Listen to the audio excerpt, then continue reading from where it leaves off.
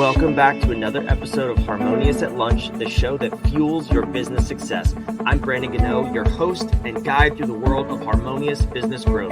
Today, we're unlocking powerful strategies with industry experts to help your business thrive. If you're a business owner, entrepreneur, or executive, you are in the right place.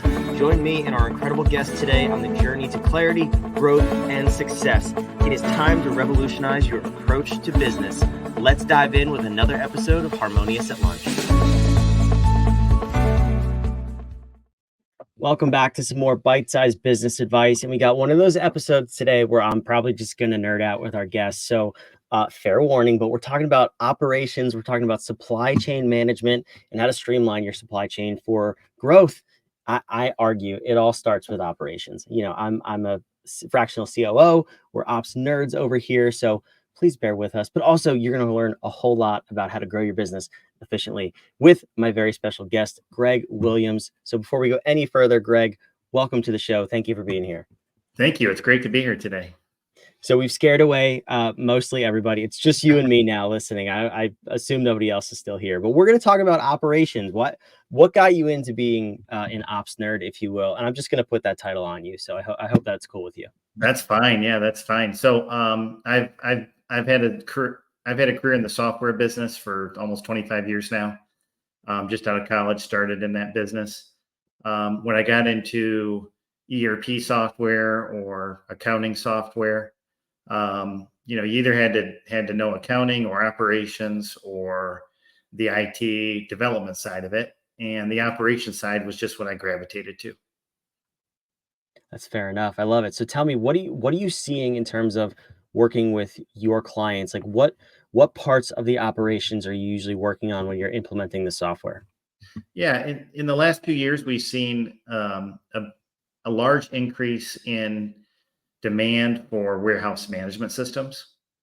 It used to be enough to just take a piece of paper and go out in the warehouse and then pick your items and then take it over to the computer and print the UPS label and ship it out. And now customers are wanting a lot more automation there. They're wanting to use a barcode scanner to pick things in the warehouse. They want to double check that the right items are in the right box, what we call package level detail. And then, track. And then customers also, as soon as they place an order online, they're looking for that tracking number and they want to see that it's on the truck and coming towards them. So the consumer behavior has really driven a change, even in small businesses, to have more advanced systems, especially in their warehouses. Yeah, I always find that so funny. I do the same thing. I'm not sure if you do, but you place the order on Amazon. It's like, where is it? Is it here yet? And then, we work with small businesses and we do the same thing. And they're not as efficient, which is totally fine. You shouldn't be as efficient as Amazon. And we're like constantly checking for updates on our orders. So, but I do want to dive into this because it's an important conversation. I actually come from two businesses in the manufacturing world. And this was one of those things where we knew in both cases, if we could just streamline our operations, be more efficient in everything you're saying, packing, creating, picking the orders, and fulfilling them to the customers, we would ultimately make more money just because there's less waste in terms of how that whole thing comes together. So not that we can't extrapolate what we're going to talk about here to service-based businesses or other in-person retail businesses, but in terms of the economy moving towards manufacturing overseas or leveraging 3PLs for even small businesses, I mean, what are some of the criteria to bring in software like this and technology like this to a small business? I mean, how much product do you have to be moving in order to really consider a solution like this?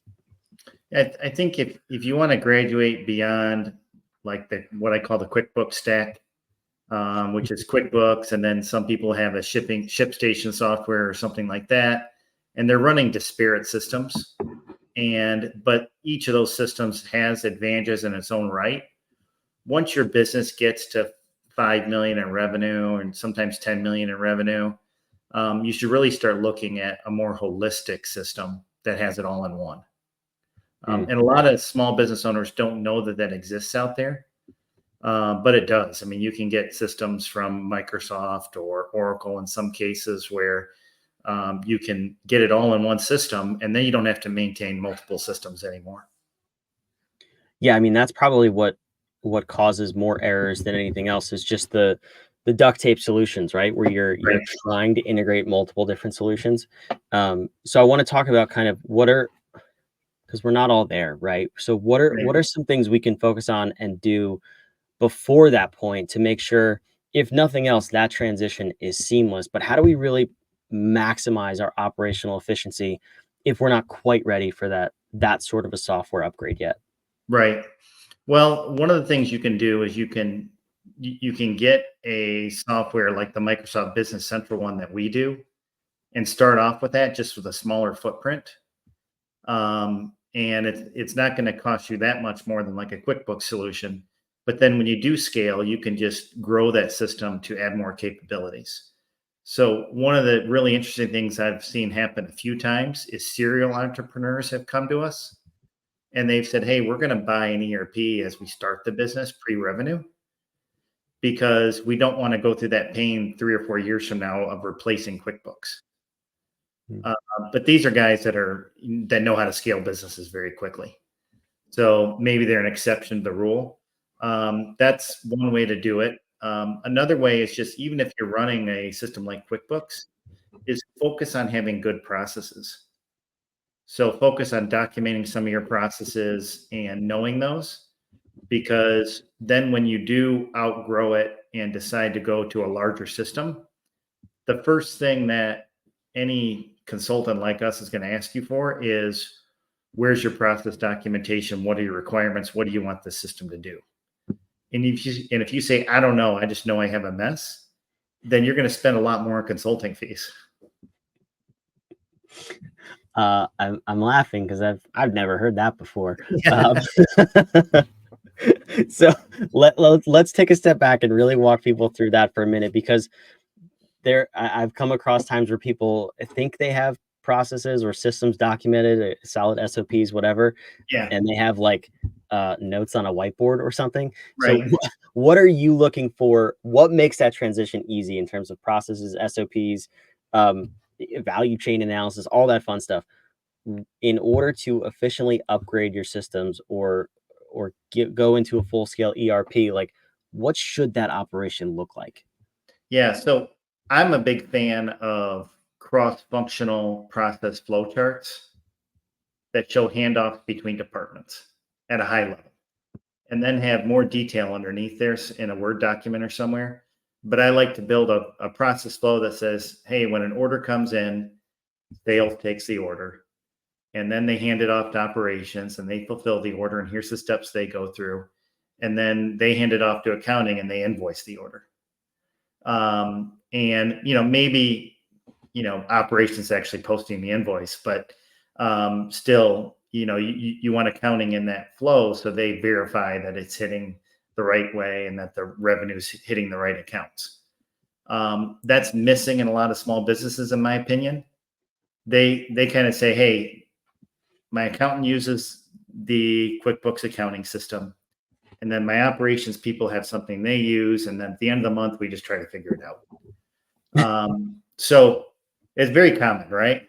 So one of the ways to do that is just to have good processes documented, so you can check things at an order by order basis or more on a daily basis. And then at the end of the month, you're not going to have those messes to clean up. And you're going to spend a lot less with your external accounting firm too. Yeah, to me, I went through this process with my last business when I was just like, I was at my wit's end. I couldn't understand why people would come to me and be like, "What do I do when I'm done with this part or at this step of um Right. the process? Where does this thing go?" And I was like, "Why can't you people wrap your heads around this?" I thought Right. everyone was an idiot. Turns out I was the idiot because I had never fully explained the value chain. And Right. for me, that was the biggest benefit of doing that work, because I could lay out any process, any one of our products or services.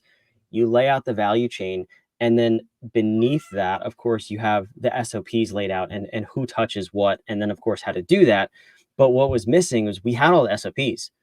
People didn't know where they went and in what Mhm. order. to Oh leverage yeah. them. Yeah. So Yeah. there was just mass confusion, and people were like, "Well, I don't have what I need yet, so why would I start on my thing?" And I'm like, "It's a parallel process because you can both do it at the same time and then meet at the end versus waiting for it and delaying the rest of the process." So what are some of the tips that you have for uh, if any, I'm just curious, effective ways to create the value chain maps and then also tie SOPs to it to really give the whole organization clarity?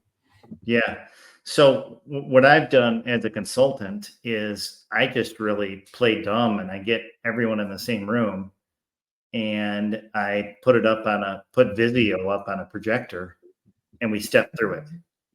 And it doesn't take that long, but really taking that process based approach, like, order to cash, for example, all the way, what's every step that can happen. And I make sure that I have all the departments in the same room. Because you'd be surprised how often they don't get in the same room together. They're just in silos and they don't know what the next step is in the process. Yeah, no, it's crazy how disconnected businesses are, and then the leadership or C-suite is like trying to figure out why nothing's working. Well, nobody's talking to each other. It Yep. kind of makes sense. I had to go live years ago where we kept having orders we couldn't ship in the warehouse because data wasn't entered correctly by the sales team. Mm. So the CFO had the VP of sales come down to the warehouse and pack orders for half a day, and we didn't have those problems anymore. Yeah, right. Imagine that Right. when you well, there's also value in that. Do you incorporate that into your process too, to have executives come down to the floor and see how things are done? Because I think I've seen that as organizations grow, you get more separated and the C-suite really stays in their Yeah. offices. They don't even know what's going on the floor, and that's where most inefficiencies come in. I've seen some great leadership before that way. And in one case, there was a lot of resistance to change from a new picking and shipping process, and a lot of grumbling about how it wasn't going to work. It was just nonstop. And the CFO, 3 days before go live, said, "Hey guys, I'm going to wear my jeans on Monday, and I'll be in the warehouse working with you." And all the complaints went away, and they got the work done. And this was a big company. This was, a $300 or $400 million company, and he did that. So that's definitely a lesson in leadership. Yeah, absolutely. I love that. I'm curious, what's your passion with this line of work? I mean, we've discussed. I don't know if it was while we were recording or right before, but a lot of manufacturing has obviously gone overseas. Even the packing and shipping is from other countries because it's just more efficient. Do you have a passion to bring that back onshore, back to the United States, or are you just trying to help people be as efficient as possible? I do have a passion for that. I realize we're in a much more global economy now, but as a kid that grew up in the Rust Belt in Pontiac, Michigan, and have seen the effects of the global economy on our state, I would definitely love to see more and more manufacturing come back to the United States.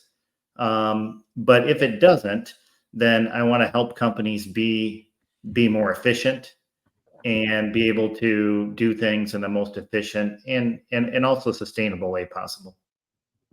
Yeah, no, that's cool to hear. I'm curious though. You've been in a number of different companies. You've probably seen a thing or two. Do you what's your favorite story from working with a client? It could be a horror story of just this place was such a disaster, or a transformation of implementing software, optimizing their ops, and then rapidly growing their company. What do you got for us? I'll give you one kind of semi horror story. I was supporting a go live of a warehouse management system, and we turned on the scanners and started picking things with barcodes, and nothing was where it's supposed to be in the warehouse. We couldn't find it. The inventory was inaccurate, and we finally started asking around. And someone said, "Oh, I wanted to get a head start, so I came in this weekend and staged all those orders." But they did it outside the system before we turned it on. So we had to put everything back and recount the entire warehouse and then go live. The lesson learned there is, make sure everyone's educated and knows what the new system's going to do, because they were just assuming there was still going to be a manual component.